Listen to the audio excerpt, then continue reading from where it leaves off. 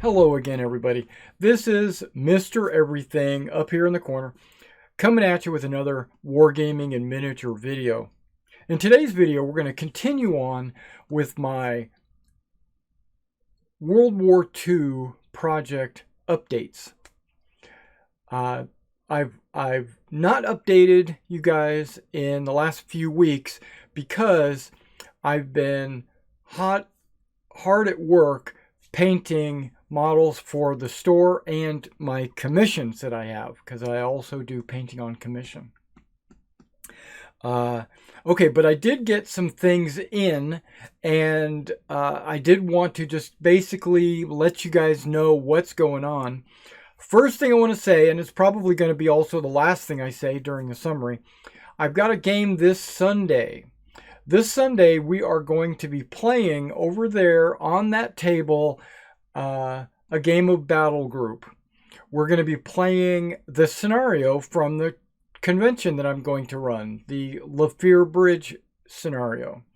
So I don't think we're going to live stream it. We're just going to record it, and then I'll go through and edit it and upload it and put, text overlay like this is where the tank blew up, and this is where the infantry did their assault, and then if there was any weird die rolling or rules, because like if we have to like sit there and look through rule books and figure stuff out, I'll probably edit that out, just to be honest, just to make this game flow pretty quickly for you guys. But for me and for Mason, he's my opponent. We're going to be learning the rules as we go, even though I pretty much already know the rules. I was planning on doing a solitaire game, but since he was available, he's going to come over and be my opponent. He's going to be my guinea pig, basically, because with him not knowing the rules, that's going to help me determine when I'm at a convention how long it takes me to set up the table, right? Because I'm going to time it. I'm going to time, and I'm probably film that as well. Setting up the table, putting all the troops out, all the trees and all that stuff. Because at a convention, you have a limited amount of time. You have a time slot. Usually, there's like an hour gap between someone else finishing their game and you starting your game. But what I've found, and this is understandable, this is 100% understandable, they have to pick up their game. When the game is over, I just can't start throwing my stuff on the table. I have to wait for them to clean off the table. The next guy after me, he's going to have to wait till I clean off my table. So it's all that. But because I'm playing in the morning, I got the first session Saturday morning. There'll be nobody on the table before me. So I'll just run in, throw my stuff out. I'm going to assume I'm going to have about 30 minutes. Because that's what you normally would have depending on the play session.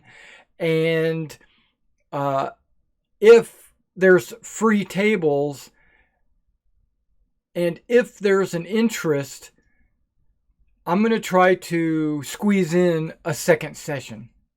That's what I'm going to try to do.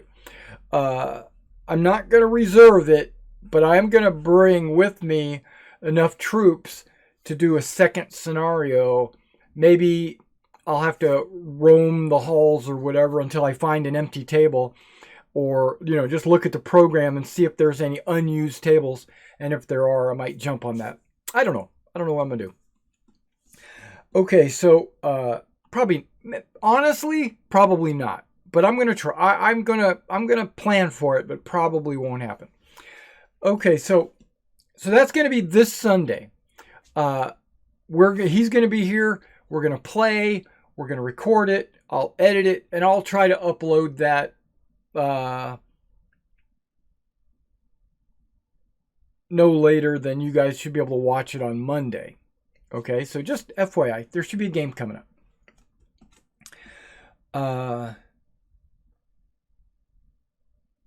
Okay, now what kind of news do I want to talk about?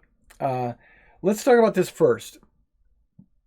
I got these die-cast airplanes, right? There's the P-47. This company, Darkon, I think is the name of the company. They make a variety of different P-47 paint schemes, patterns, reproductions. This one is Snafu. I know this one participated in Normandy. That's why I chose it. Okay, this one is one of the red tails. It's a P-51. Its nickname was Lollipop. Actually, it says it right on the side. Lollipop. No, Lollipop. It's a red tail. Tuskegee, all those guys. Okay, this one doesn't, its propeller doesn't spin. Okay. I could have swore this one did. Yeah, this one does. Not that I'm going to play with the propellers, but okay. This guy is my 109. And the 109 is so much smaller than the P-47. I didn't realize how much of a giant the P-47 was compared to the 109. It's a tiny little thing. It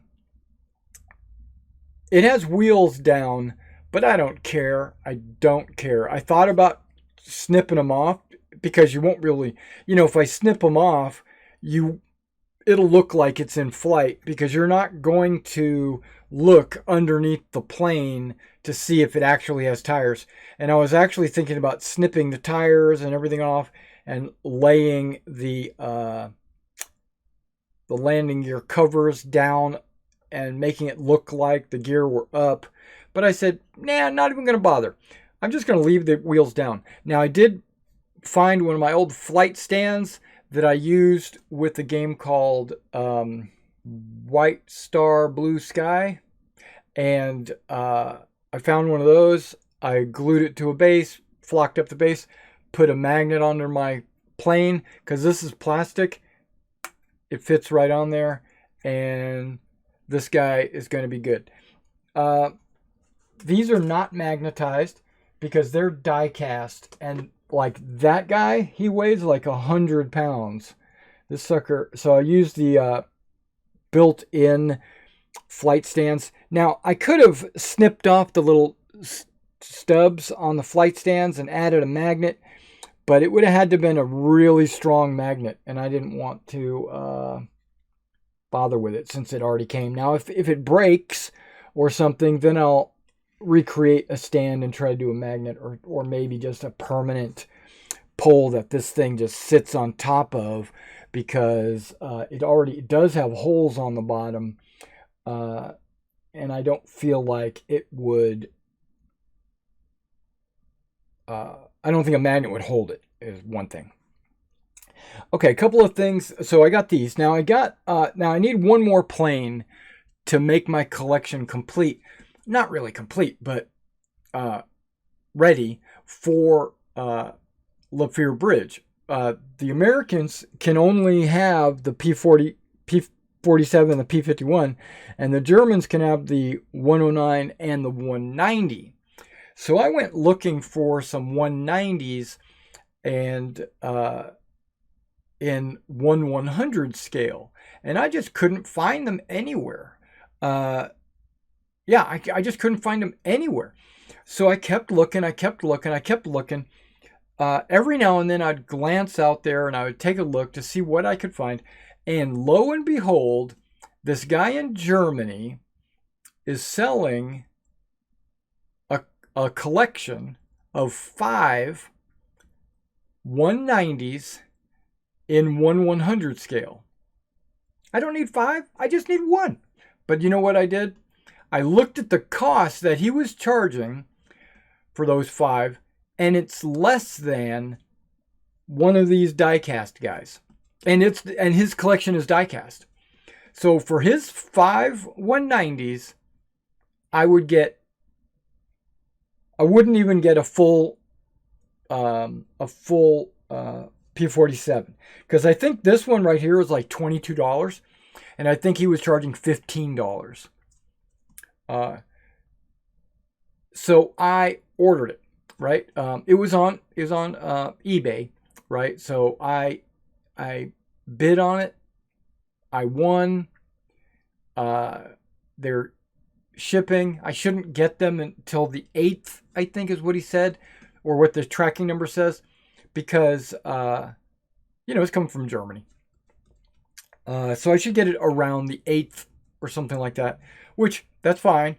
But I'm only going to need one of those 5. So the other 4, I think I'm going to put them up for sale because it's so hard to find 15 millimeter 190s, and I think I might price gouge. I don't know. I'm going to supply and demand kind of thing. Another man's trash is another man's treasure. You've heard it. Okay. So, and plus I'm a retailer, and I'm going to count it like as if I bought it wholesale, mark it up to sell in a store. And that's what I'm going to do. I am going to do that. So, mid-June, look for some 190s as being available. And the packaging says 1/100 scale. So whether the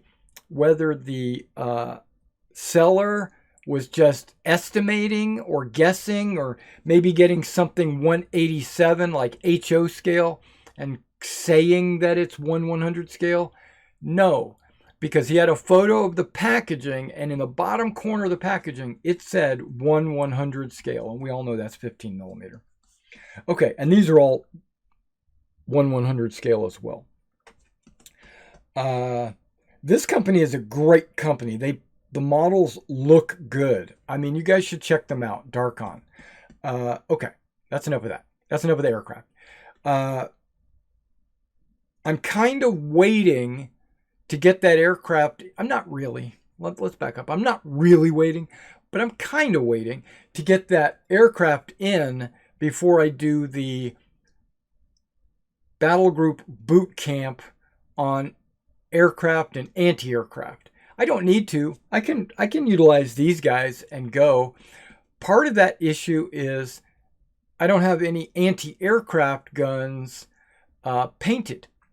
I've got some German 20s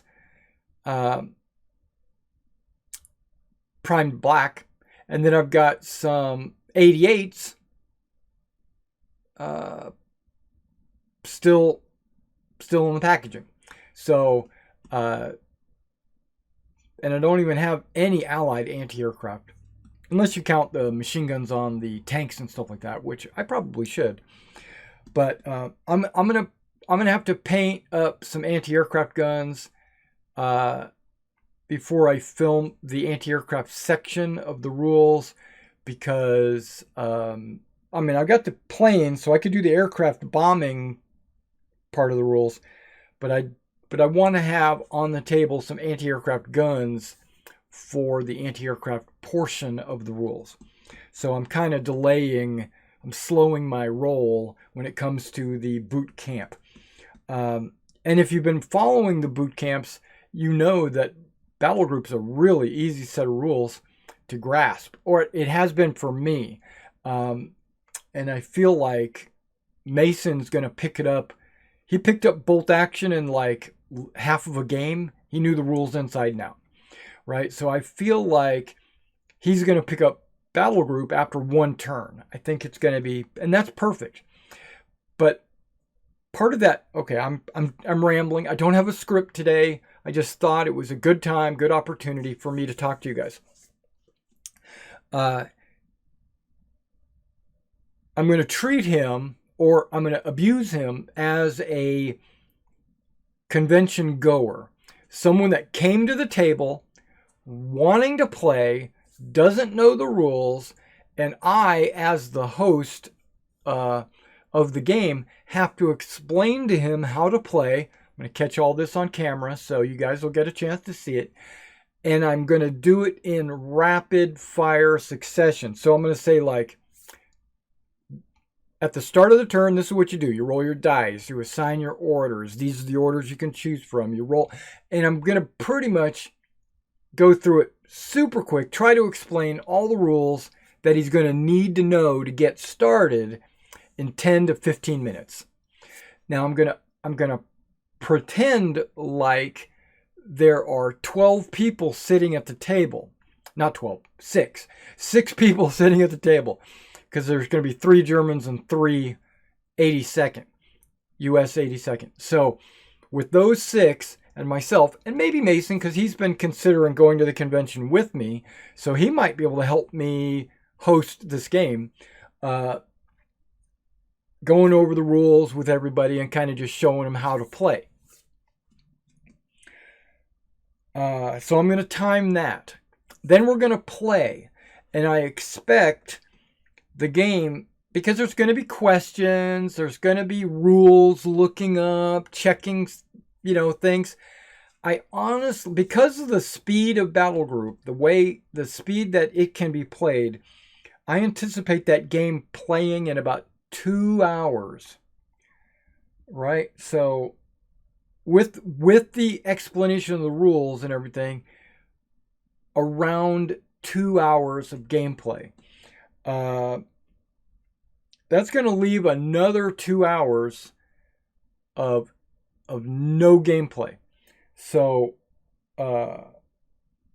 either I need to take, that's what I'm going to do. I'm going to test how long it takes us to play the game. And if it takes, let's say, 3 hours to play, then I'm going to take a little bit longer in the beginning explaining the rules. Instead of the 10 minutes, I might take 20 minutes. For one reason, it'll expand the game time. It'll push it back 20 minutes. And it'll let the players feel more comfortable with the rules. Like, oh, okay, I understand why this is happening. He explained that at the beginning. Not, what the hell is he doing? I don't understand the rules. How is this guy doing this? I've played games like that, and I hate it. When I don't know the rules and the guy sitting across the table from me knows the rules and he does things that I don't know you're allowed to do. It doesn't infuriate me. It frustrates me because the host or the game master didn't inform me ahead of time. So, it's really my fault for not knowing the rules, but you can't know every game system out there. You just can't. So I want to take as much time as possible to help my players grasp the entire set of rules so that nothing will be a surprise when it comes. Okay.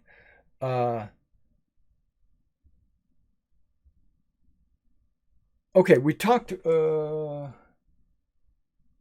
I'll just show you this just to get it out of my way, really. But I've got all the hedges done, right? I've got every single hedge. Some are wild hedges. Some are groomed. I've got these fences that I'm only going to use in an emergency. I don't need them in this game as far as I can tell. These hedges are hard as a brick, really. But they look good. It's like sand. I created sand. What do they call them? Sanding sticks. They're the scrub pads with glue and then flock. Okay, so those are the hedges.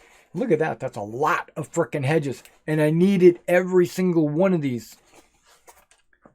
That's what I find is kind of weird. Okay, and then in this box, I have the bocage, right? The bocage. Yeah, so these guys all have the foam base, the styrofoam base that elevates them. Put a little trees, little bushes on them. Some of them have got the pine-style trees, and some have these trees or whatever. And you notice the difference in length. I've got a variety of different lengths, and This is also gonna, and this one's got a flat end, so it would go butt in on a T junction. Some of these, like maybe this one, has a gap in it so that there's a path between. And so what I need to do is, when I go to record, setting up the map, I'm gonna see where all the bocage goes, right? Because it's going to be a challenge putting all the bocage in the right places. Okay, so that's really what I think is going to take up the majority of my time. Troop deployment, that's really up to the players. That's not me. The buildings, they have spots already on the maps where I plop the buildings down. The bridge goes in one specific spot. The only thing that's real, the trees, the orchard, I'm just going to slap them out there. Should be no problem. But the rest of the map is hedges and bocage, and those have to be placed not exactly perfectly where they're supposed to be, but there is pretty much a layout that I got to follow, or pretty close that I want to follow, right? And so that's the majority of the time, is laying out those bocage. And you can see there's hundreds of them. I mean, I've got like 100 hedges and like 80 bocage or some shit like that. There's a lot of foliage. I thought I'd try the violet. It's grape. Okay, moving on to other things. Okay, I cleared that off so that I could, because I needed to dig deep and get this. I do a lot of bolt action tank models, right? And when I build a bolt action tank model, I take the fire and the smoke, and they come in these little Ziplocs in the tanks. Like I'll buy an army, I'll buy like an Africa Corps Army or a Blitzkrieg Army or whatever, and it will have like a tank or two in there. Or I'll buy an actual like a Puma model or something, and it'll come with a pack of this.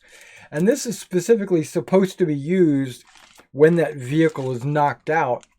They have these little bases, and then you just glue the fire, which I really like the fire, and the smoke or the white smoke to denote different effects, knocked out, immobilized, whatever, on these vehicles. And I have made a few of them, but I've got a ton of these still in the bag. I've been thinking about just selling this at, because I know Warlord sells them in like a blister pack, but I can just sell them out of the baggie like this, maybe $1, $2. I don't know. I'll have to figure out how much they sell them on the Warlord site. But I've got like maybe a dozen of these. But what I'm trying to say is I've got these guys and the fire, the black smoke. But the white smoke, I'm thinking they're not really white. It's kind of a gray smoke. What I was thinking was I'm going to use it as my spotter round for artillery. So the player can like, boop, there's a spotter round. I put this one on a washer, and it is super heavy. Probably too heavy. It stretches the light wooden ones are probably the best. So I'm going to use that as a spotter round. Boom! So when whoever's calling for fire and artillery, they'll each have their own spotter round for their... I'll probably give them like one per FO or something like that. But the rest of these I'm keeping for, vehicle casualties, which I can still use in battle group, which is outstanding. I'm going to have to try to figure out how many I'm going to need. And then keep that many. I think I've got more than enough actually, but there are scenario. There's this one scenario that's got 10 Sherman tanks, so I probably need at least 10 burning tokens, right? Okay, so that's what I'm going to use. The main thing is I've been looking for these for a couple of days now, and I got excited when I found them. I'm going to use the white ones as the spotter rounds. Okay. Another thing. Okay, this is something that maybe it's in a book hidden away in special rules or something, which I haven't gone through all the special rules yet. I went through the special rules out of the rule book, which incorporates a lot of the special rules that were out at that time, but which was 2019. But in the last 3 years, they've been gradually releasing other books. And in those new books, campaign books, they are incorporating new special rules. And so those are not in these rulebook special rules. But here's my point. I skirted the comment. I was watching a group of guys play what they called was Battle Group. It looked like Battle Group in 15 millimeter. It looked like they were playing with their Flames of War models, and they were playing Battle Group. And I was digging it. But you didn't see any die rolls. You didn't see them rolling for orders. You didn't see them measuring anything. You didn't see them giving orders. You didn't see spotting checks, observation rolls. You didn't see to hit rolls, penetration rolls. You didn't see any of that. All you saw was results.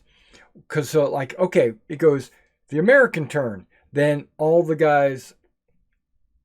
figures are moved to new positions. German tanks are on fire. And they would say, okay, at the end of turn 1, these guys moved up to the river and they destroyed these tanks. And then it's now the German turn, and then all of a sudden you see their figures move, and American tanks are on fire, and it went back and forth. Which that's kind of a cinematic, and plus they would do cinematics. They would, like when troops were walking across a bridge, they would do stop motion animation. They would like take a picture with the guy here, they move him up a little bit, take a picture, move him up, take a picture, move him up, take a picture, and it made him look like he was going across the bridge. And then they would have sound effects in the background. It was a big production, but it wasn't exactly what I was looking for in a battle group gameplay video. It wasn't a gameplay video. It was how can we turn our game of Battle Group into a little stop motion graphic movie, basically. And I kind of, it was fun to watch, but it just wasn't what I was looking for. Okay, but my point is, halfway through that game, they had an FO call in a smoke screen, right? And they laid cotton balls in an area, and they said, this is where the smoke screen was laid because they were doing a river crossing. I got excited, right? But I also have not seen anywhere in the rules yet. I'm going to preface this with yet because I haven't gone through every special rule yet. But there are no rules for smoke anywhere. Because in the artillery rules, let me back up. In the observation rules, it is assumed that your artillery or mortars are laying smoke. That's why you have observation rolls, because you have to see if you got to see a gap between whatever smoke or whatever. But it's not a concern for the battle group commander to, or the FO, to place smoke. It is their concern, but it's not the player's concern. It's not it's not an action or an order that you have to give to a unit to do. It's assumed that that's happening between orders. Like I issue an order to call for fire. I got to roll to see if I get a communication test. And if you fail, you could just assume they were already doing a smoke fire. Or if you succeed, maybe they stop their smoke fire and they do this. It's assumed that they're doing smoke. I love that you don't have to deal with smoke, but I also want there to be smoke on the table. I want there to be smoke, and apparently these players did as well. They want the artillery to be able to say, F you, I'm going to put smoke here and you can't shoot me, kind of deal. So I'm going to go over all the rules that I have with a fine-tooth comb and see if I can't find smoke rules. Now, there might be rules on the forums, or it might be a house rule that they were using or something. Okay, and I might make my own house rule because I love smoke. I love me some smoke. So, but let me just say, I saw that. No smoke. Okay. So if I find some smoke rules, good to go. I'll let you know. I'll let you guys know if I find some smoke rules. I'll put it in my boot camp under smoke rules. Okay. Okay.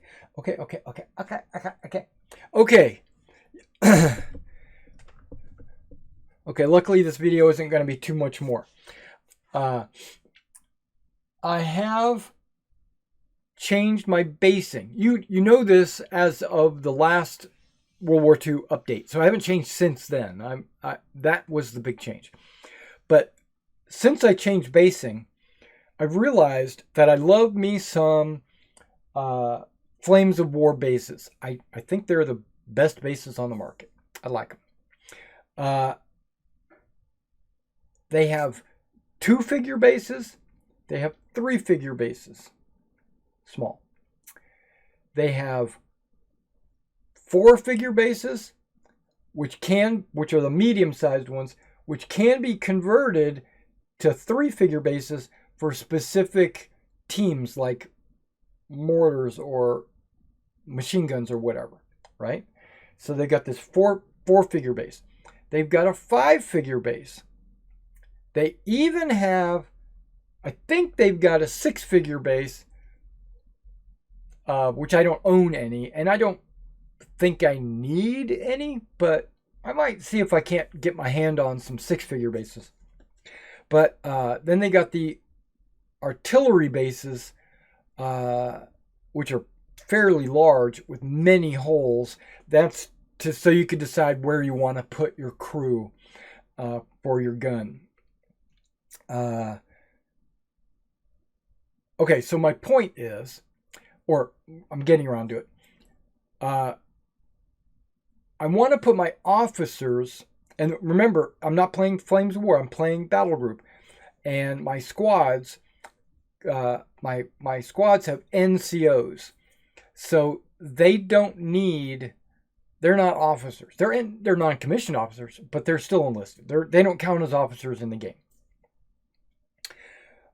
In almost every squad I've seen in the game, almost every one of them I've seen in the game, have riflemen and a machine gun team of 3 men. Riflemen, and it could be a variety of number of troops, depending on what kind of squad it is, and a 3-man machine gun team. The American rifle teams, or at least the glider teams, they have a 4-man BAR team, which is weird. But I would expect it to be 3. But it's a 4-man BAR team which the BAR is really not a machine gun. It's kind of like an automatic rifle. I mean, it's a lot like when I was in the Army. You had your squad of guys. This is before the SAW now, before the squad automatic weapon. They would designate one of us, which was usually me, because I was the most level-headed dude out there. And they would hand me a bipod, which is really cool. It just clips on the front of your M16. That's what I said, M16, not M4. And then we had a full auto selector, right? So I was permitted to go to full auto. Everyone else was supposed to stay on semi-auto. But anybody could switch to full auto if they wanted to. But they wanted to have like your base of fire and then one guy designated as the guy with full auto. Those guys all had 20 round magazines. Can you believe it? Old school. They had 20 round magazines and I was issued 30 round magazines. Nowadays, everybody's got a 30 round magazine. I mean, why not? What the hell? Why were you limiting it to just one dude in the squad with an automatic rifle? It was asinine, but I was the guy going with my M16. Okay. I was the suppressing dude, but that's what I treat the BAR to be. The BAR is basically the guy that fires at full auto and everybody else is M1 Grants going pop, pop, pop. Okay. But he still fire and maneuvers with the rest of the squad, so that's why they put him in a 4-man team. That's my guess. Okay, but what I'm trying to say is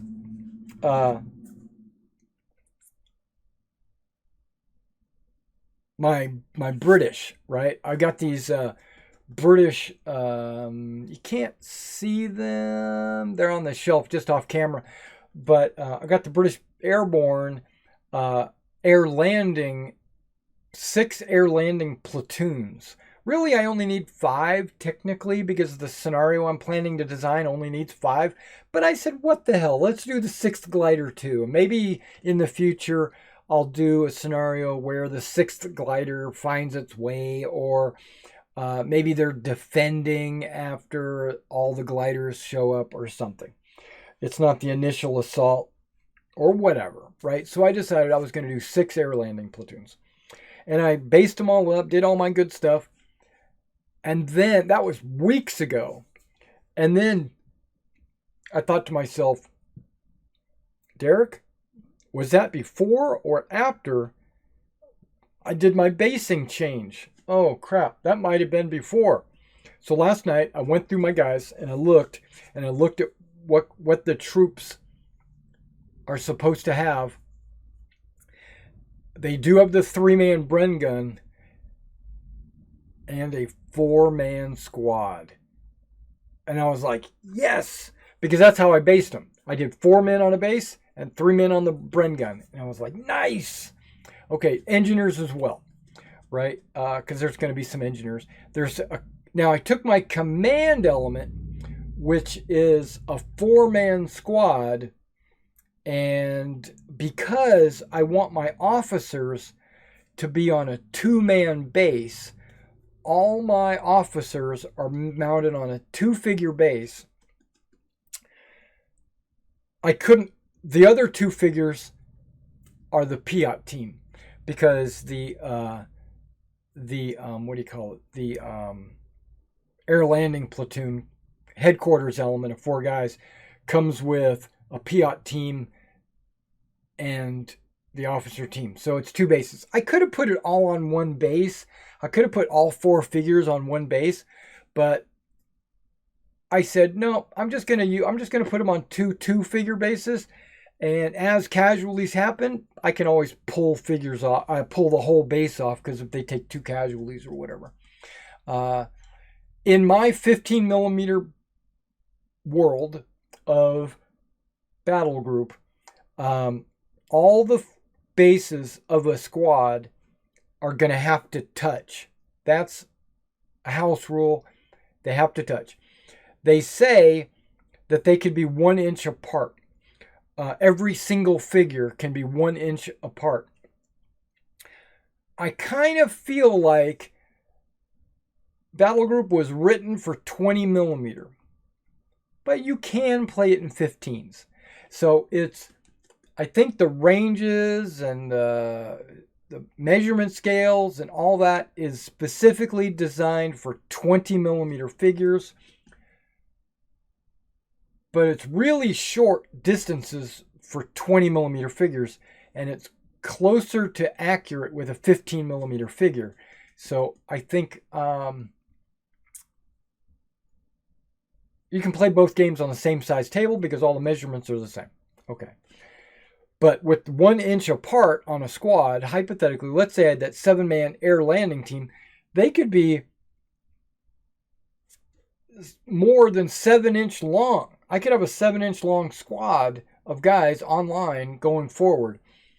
I don't want that, especially in 15 millimeter. If I mounted them individually, that would, if I did mount them individually, I would give them maybe a 15 millimeter, maybe half an inch. Maybe half an inch is as far apart as they could be. But because I have them fixed on movement stands, I'm going to tell the players their movement stands have to touch. And then if you want to break your machine gun off, you just separate it from, you just move the rest of them forward and leave it behind. That's how you're supposed to do it. And now that he's not touching, it's obvious and it's clear to both players that he's not part of that squad any longer.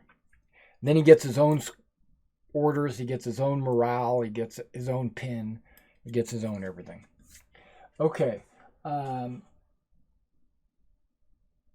Yeah, so I'm not really sure why I brought these bases over here. There was something about them that I wanted to show. Or maybe I just brought it over here because I wanted to talk about it. Okay. Yeah, so I'm noticing that the Germans are 8-man squads with a 3-man machine gun and a 5-man squad. So I'm going to use my 5-figure bases for the Germans. The Americans, especially the paratroopers, I think, or maybe it's the infantry. I don't remember. Yeah, it's the infantry because they're a 10-man squad, but 4-man BAR. So that's going to be a 4-man team on a single base. That leaves me with 6 guys. I'm using 2 3-man figures, so it's going to be a lot smaller and more condensed. And I could have, I suppose, put 6 figures on a single base, but I personally feel like that's too cramped. I almost don't want to do 5-figure bases, but those actually look pretty good. So I'm going to use 3-figure infantry squads, or 4, or 5. 3-man machine gun teams, or 4 for the BAR. And then whatever's supposed to be on a mortar, whatever's supposed to be on an anti-tank gun, and all that. Okay, so that's out of the way. Now, I don't know if I mentioned this, but I did get my rings in. I got 100 rings, and there were 50 rings already in the pack. I think I'm going to order a ton of these. I mean, literally, maybe not a ton, maybe a pound of these. I don't know, a bunch of these, and sell them on my store so that, because I can get a really good deal on these. So these are great for marking casualties, and I'm going to list them as casualty markers and not plastic O-rings. Okay, so I did get those in. Okay, you probably see that I've got a bunch of these tubs now. I got like 9 more of these. I'm in love with those tubs. Okay, now I've got a tub here of 1-inch squares. What are these? These are, here, let me dump them out. these are my chits. Okay, I created my own chits. I didn't want to put them on cards. I didn't want to put them on, like photocopy them on cardstock, cut them out, just throw them in a bag, because over the course of games and playing, they're going to get damaged, right? I know that there's companies out there that sell like plastic ones and engraved ones and all that stuff. I figured I can just make my own. So I photocopied on cardstock the battle rating chits, and then I glued them down to some 1-inch wood bases. Basically, I bought these as bases for my Oathmark undead or fantasy figures. And since I had a bag full of them, I went ahead and used them. And so, like, here's the air attack. Now, I guess I can, I'm just currently just holding them in this tub, but I don't think I'm going to, like, hold the tub out and let them draw from the tub, because you can see it's clear, right? You can see. I mean, I could paint it, I guess I could paint it, or I could put a piece of paper on the inside, just a ring of paper inside, so you can't see through the sides. Hold it up above their eye level so that they could draw. But this is kind of tight. I might just put it in a bag. Since I've got a bolt action. Shoot, I got Crown Royal bags. I can use those. Okay, so I was excited about getting these finished. Okay, I also ordered a bunch of stuff that I don't have out that really are, I'll talk about that in just a second. But I ordered this. I don't know if you can see that, but it's a textured paper. They said this is laser cut, but I don't know if that's true. But this is a knock cardboard sheet roof tile red. Yeah, I ordered that because I was thinking I was going to repair or replace or fix some of my buildings that I've got over there, specifically the church roof. I don't like the way the church roof sits on the church. I think I want to fix that, and I can use that to make a church roof. And then if I ever scratch build any more buildings, I'll have roof. And this is pretty sturdy stuff. Not finally, but pretty close. I went ahead and printed the quick reference tables. I printed 4 copies. I double-sided it, right, on cardstock. That's the orders, and then that's the fire. So this has anti-tank penetration, experience test, movement rates, artillery fire sequence, battle counters, when do you take them. They explain each of the orders that you could issue. And then on the back side, you got your observation test, order dice, aimed fire to hit table, suppressing area fire table, small arms rate of fire, unit morale, cover saves, even talks about the fallback and definitions of the morale. It gives arc of fire as well. I was thinking I was going to make an arc of fire template, but in this battle that we're getting ready to do, the only thing that might have an arc of fire is a mortar, the 81 millimeter mortar. So I'm not too worried about it. I'm not gonna sweat it. We're not gonna deal with that or even concern ourselves with it, because all the infantry, the tank, there's only one tank. There's a Sherman tank, and all the infantry, they all have 360 fires. So there's no reason even concern ourselves with that. Okay. And then finally, I got my first shipment in for Plastic Soldier Company as a retailer. So I got in a ton of models, and I recorded most of them. I'm working on what's in the box videos for a lot of these, and I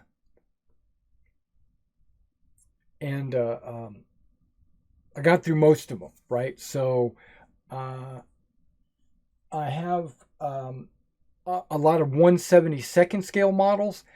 They're going straight to the shelf. They're going to the store.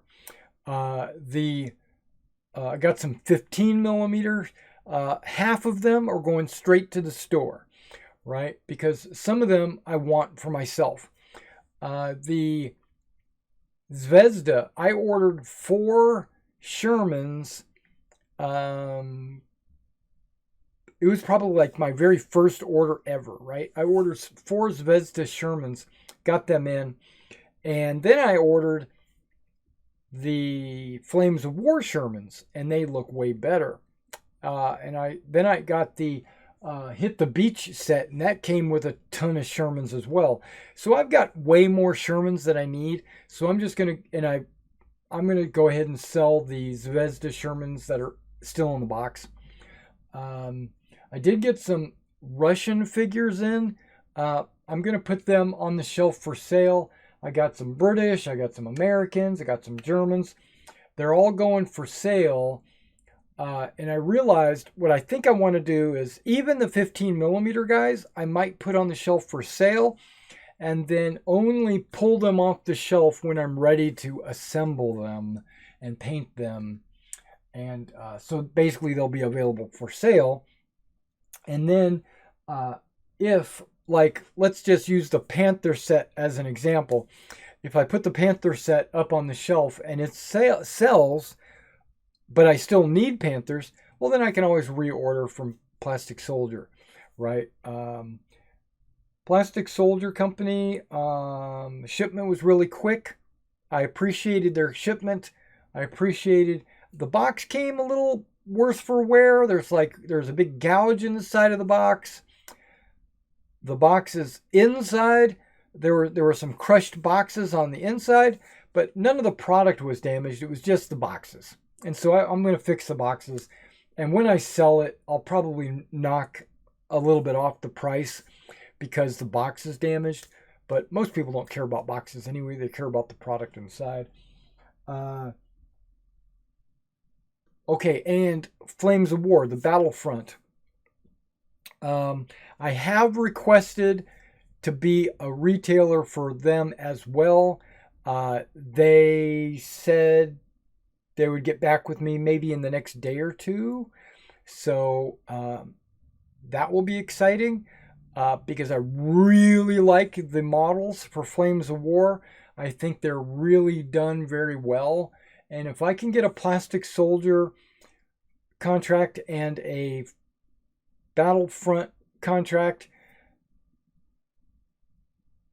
I will be set to stock the shelves with 15 millimeter stuff. I have a Warlord games already, and Warlord does really good as well when it comes to their 28 millimeter stuff. I don't think I'm going to pursue a serious 1/72 contract anywhere. I mean, I can get 1/72 scale stuff through Plastic Soldier, and I can get 1/72 through some other wholesalers, but I don't think I'm going to really pursue that. I'm going to put it on the shelf, and as a man-to-man, I think 1/72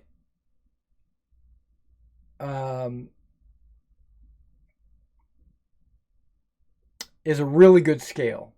I think 28 millimeter is better for man-to-man, because it's more close. Because when you grow the figure, you shrink the battlefield. So if I'm going to do like a platoon against a platoon, bolt action is really good for that. Because a platoon against a platoon using battle group, the game will be over in an hour. So battle group lends itself to company-sized games. And if you're going to play a company-sized game, you can't really do it in 28 millimeter. You got to shrink the model scale down. And 20 millimeter, I think, is a good scale for that.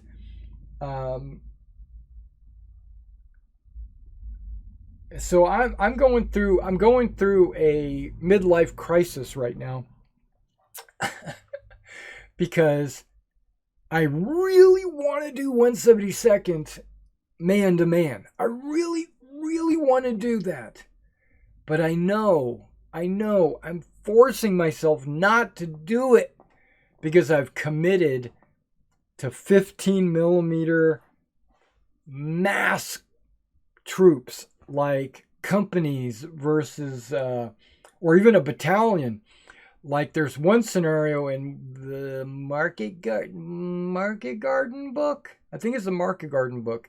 There is a scenario where it's a battalion on both sides. And I'm talking man to man. So you're looking at, like 300 or 400 men per side. And I've thought about it. I said, you know what? I'm going to do that. No, I'm not. Maybe I will. But that's going to be long down in the future. The biggest I'm really going to shoot for is company versus company. So like 3 platoons against 3 platoons. That should be no problem. Bolt action doesn't really accommodate that. Ooh, I got to tell you this. Okay, give me a sec. I got to wet my whistle. This is the last thing before I close out the video. Got to tell you this. Napoleonics. I know this is not my Napoleonic update or anything like that. Napoleonics. You know I've been writing my own rules. I still got a long ways to go. I was thinking sometime at the end of next year. 2023 maybe. 2024 possibly. Have that ready to go. I've been kind of thinking, there's a lot of concepts in Battle Group that I could use in my Napoleonic wargaming. There's a lot of good concepts. Now, I understand that my Napoleonic wargaming is not a man-to-man game. But it can be a figure-to-figure game. So what I mean by that is, let's take a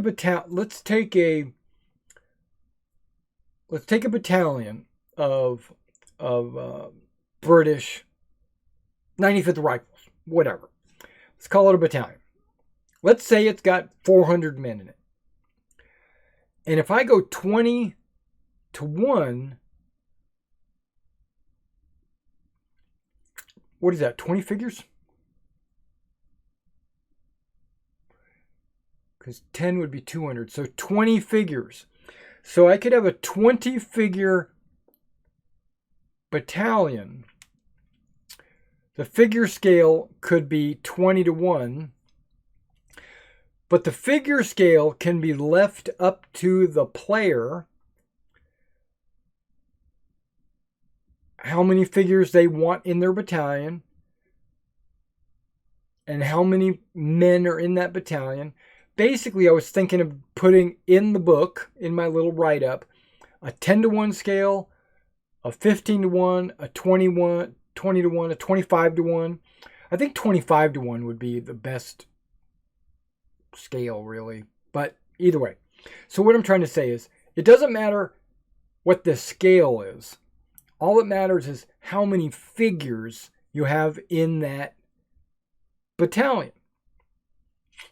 Okay, bear with me. Bear with me. And a lot like Napoleon's battles, I'm cribbing off. I don't see why I can't kill one figure, right? So we shoot back and forth. Boom, you lost 3 men. Okay, mark 3 men dead. When you lose enough to take a standoff, which I'm thinking is going to be 6. Yeah, so what I'm thinking is 6-man stands. And if I do 4 stands in a battalion, what is that, 24 figures? That seems like the norm, right? That's the norm. That's what everybody's got out in the world. So, and then if it's a large battalion, maybe give them 1 extra stand. Or if it's a small battalion, pull a stand off. So anywhere from 3 to 5 stands. That kind of reminds me of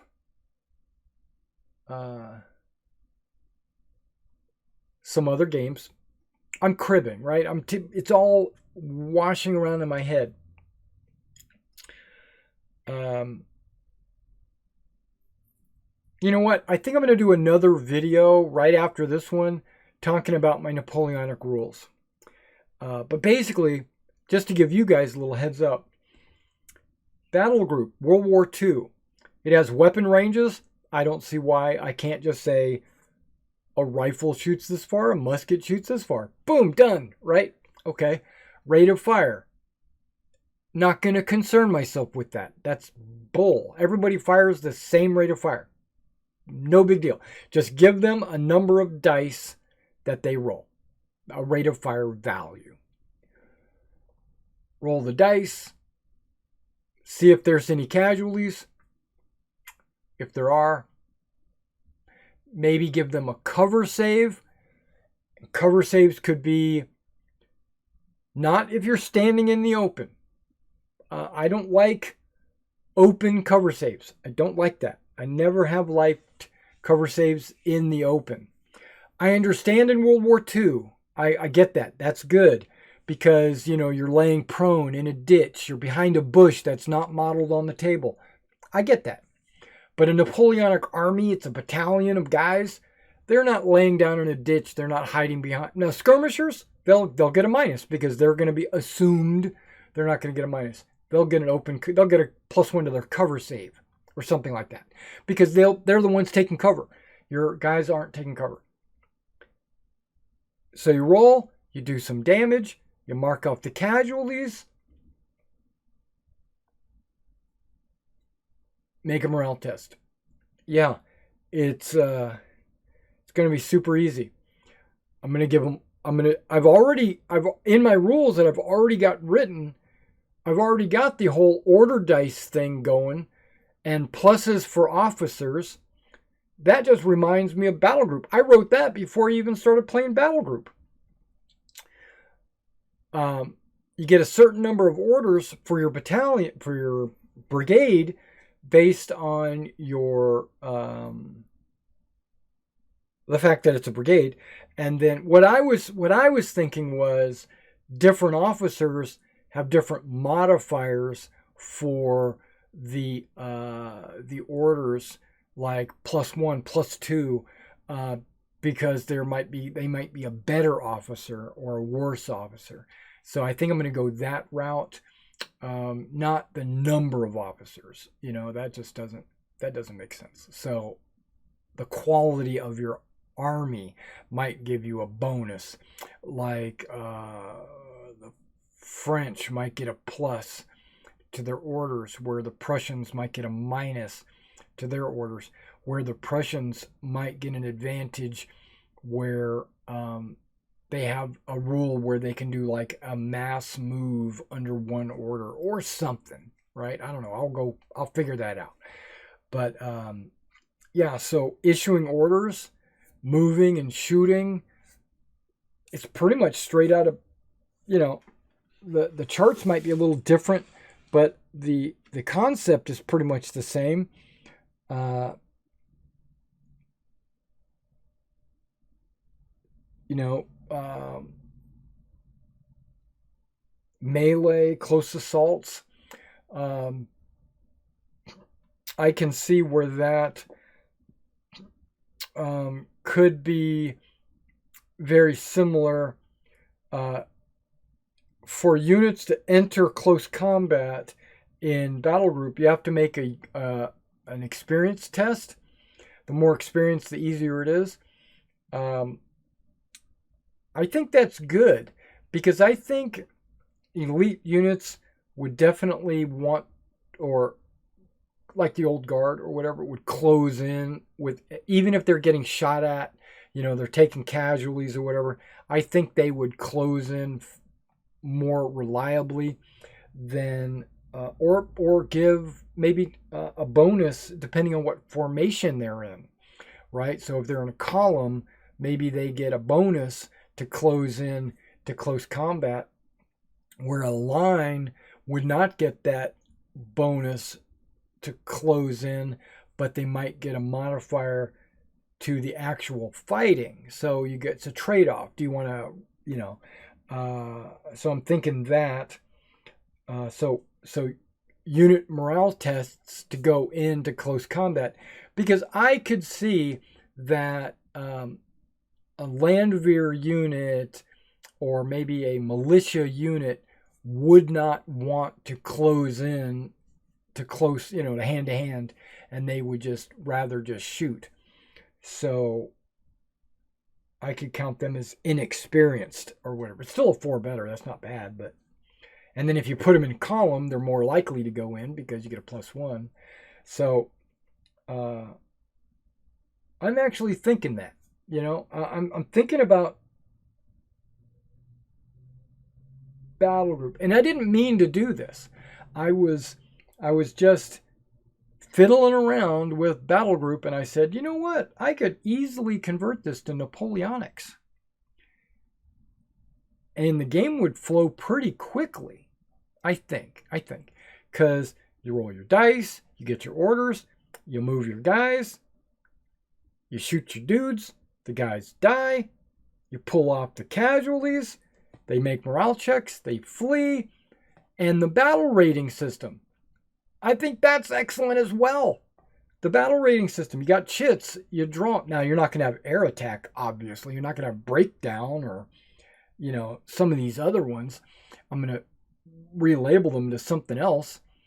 But give your army, based on its quality and its resolve, give it a certain battle rating, and then which I'll call something else. I'll call it army morale. And then you take these morale chits, you draw one out, and you don't have to show your opponent. You keep it hidden. And leave some special events in there, like out of ammo or something, because you could play that on an artillery battery or something, and they would be out of ammo. Now,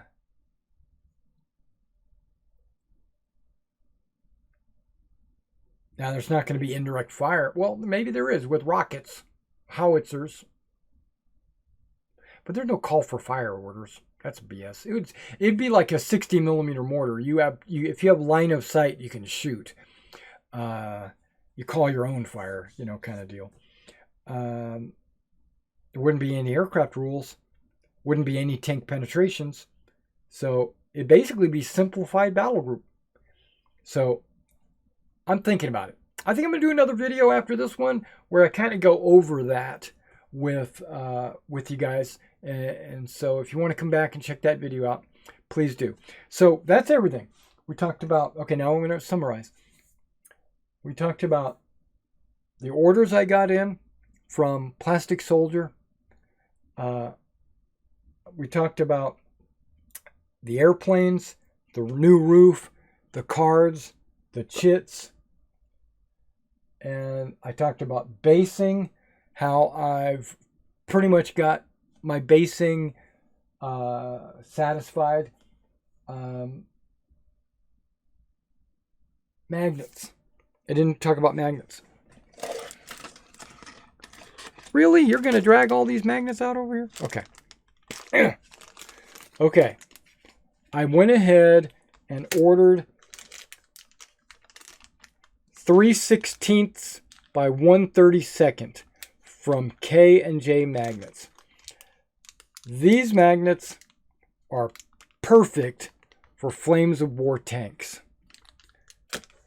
And they're N52. Yep. And they're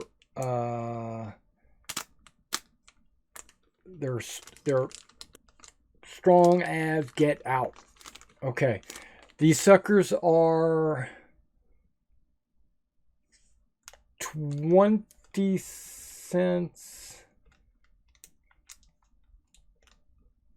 $1.40 for 10. Maybe they're 14 cents.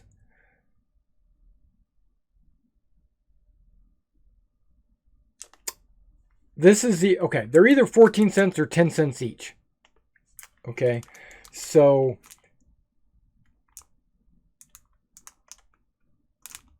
you get 10 for $1.40, I think is correct. And shipping was $5. So I got 100 of them. I don't think I ordered 100. It says 100. I think I only ordered 50. Maybe they just gave me 100. Which I don't mind. But I don't remember what I ordered actually. But either way, that should do me for all my tanks. All right, and that's it. That's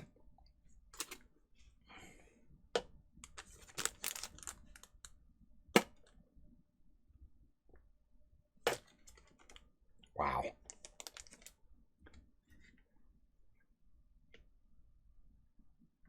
See, that's a loose connection right there. But that's because I used one of those N32s. Oh, he doesn't want to go on. Look at that. Let's turn this over.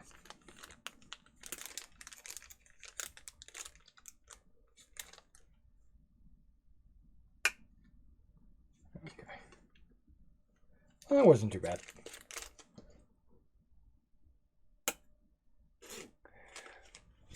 All right. Thanks for coming out and checking out this World War II project update. And I'll see you in a minute when I do my Napoleonic update.